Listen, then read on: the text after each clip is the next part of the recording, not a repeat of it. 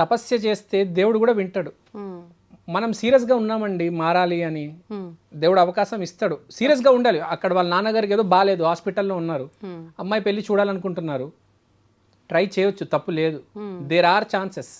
If you are positive, if you are serious, పెళ్ళి అవుతుంది. ఆ సప్తముఖ రుద్రాక్ష మనం ధరించి ముందుకెళ్ళాలి.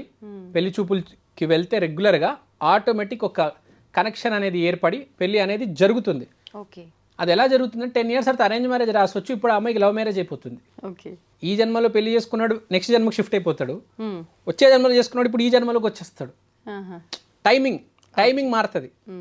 So nothing is impossible. You can seriously do it. So సప్తముఖ రుద్రాక్ష పెళ్లి కోసం, జాబ్ కోసం షష్టిముఖి రుద్రాక్ష, డబ్బుల కోసం ద్విముఖి రుద్రాక్ష వేసుకోవాలి. పేరు కోసం, సినిమా ఇండస్ట్రీలో పేరు కోసం చాలా తాతాలాడిపోతారు. సినిమా ఇండస్ట్రీలో ఏంటంటే డబ్బు కాదు, డబ్బు పెడితే పాత్రలు మంచి మంచి పాత్రలు పడవు, పేరు రావాలి.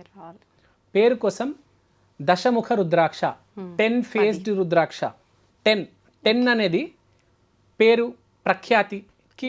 ఏ ఫీల్డ్ లో అయినా సరే మనకు గుర్తింపు ఉండాలి అని అంటే దశముఖ రుద్రాక్ష.